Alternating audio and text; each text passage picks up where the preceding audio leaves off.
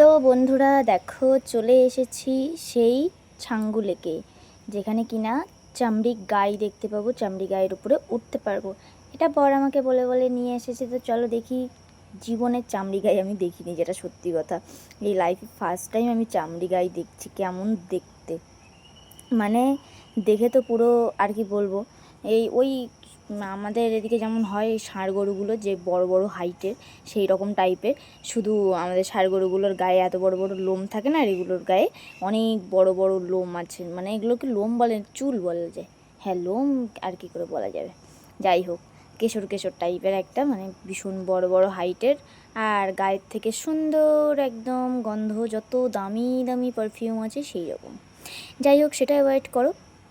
তো এবারে যে ঢুকছি ছাঙ্গু লেকে, ঢোকার পরে তো পুরোই মানে ফিদা একদম বরফে বরফ দেখে। আমার তো মানে চামড়ি গায়ের উপরে তুলে দিয়েছে ঠিক, আমি চামড়ি গায়ের উপরে উঠে সেটার মজা কী নেবো? আমি চারিদিকে বরফ দেখছি যে কতক্ষণে বরফ পড়ছে, আর ঘাঁটতে পারবো কিনা বা ঘাঁটতে দেবে কিনা ড্রাইভার দাদা। যাই হোক, কটা ফটো তুলে নিয়েছি। চামড়ি গায়ের যে মালিকগুলো আছে তারা বলছিল যে একটু হাঁটতে হবে, হাঁটলে নাকি কত 200 টাকা করে না কত টাকা করে। বেশ, তো এই শুধুমাত্র ফটো তুলতেই 100 টাকা করে নিয়েছে জানো। এটা প্রচুর দাম একটা ব্যাপার। আমি জানি না গরুর পিঠে হেঁটে কি করব। তা যাই হোক, গায়ের পিঠে হাঁটেনি, পিঠে ছবি তুলেছি কটা। যাই হোক, স্মৃতিচারণের জন্য যে একটু থাক চামড়ি গায়ের উপরে ফটো, তো তার জন্যই ওঠা 100 টাকা দিয়ে, না হলে আমি জীবনেও উঠতাম না। যাই হোক, সেখান থেকে বেরিয়ে এসেছি, আর এসে দেখছি অনেকটা দূর অবধি বরফ পড়েছে, অনেকটা দূর অবধি। তো এত বরফ বরফ দেখতে দেখতে মনটাও খুব খারাপ লাগছিল, কারণ এই যে ছাঙ্গু লেক পেরিয়ে যাচ্ছি, এরপরে আর বরফ পাবো না কোথাও। এত উপরে আমরা গেছিলাম সেই নাথুলাতে, সেখান থেকে আস্তে আস্তে লাফতে লাফতে লাফতে লাফতে এই ছাঙ্গু লেকে চলে এসেছি। ছাঙ্গু লেক থেকে এবার আমরা আরও নিচের দিকে যাব, আর উপরের দিকে ওঠা হবে না। তো যাই হোক, এই হয়তো এই যে মেঘ মেঘ টাইপের এত সুন্দর, এতটা উপরে এই মেঘও আর দেখতে পাবো না, এতটা সুন্দর করে মেঘে ঢাকা থাকবে না।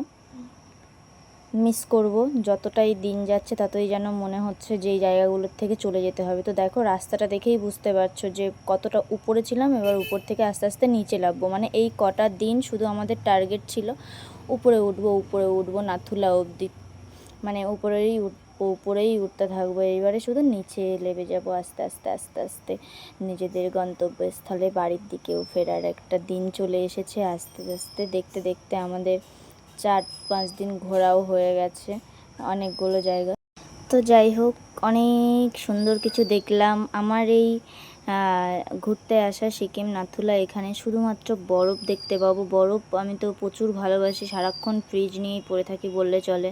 তো সব কিছুই দেখলাম। ভাগ্যে ভেবেছিলাম বরফ দেখতে পাবো না, স্নোফল দেখতে পাবো না, সবগুলোই দেখা হলো। তো দেখো, যেতে যেতে একটা ওয়াটারফল দেখতে পেলাম সুন্দর। এখানে আবার রূপে চড়ছে সবাই, রূপেই বলে মনে হয়।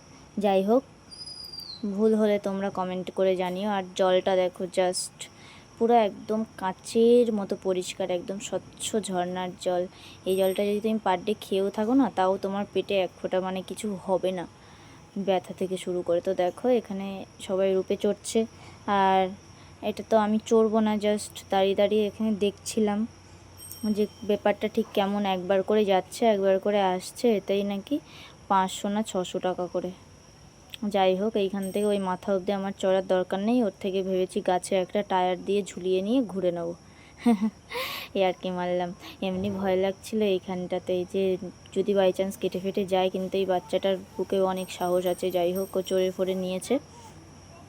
এই যে ওইখান থেকে লেবে যেতে হবে। তো চলো একটুখানি দাঁড়িয়ে আমরা দেখলাম। পরের ভিডিওতে দেখা হচ্ছে, ততক্ষণ ভালো।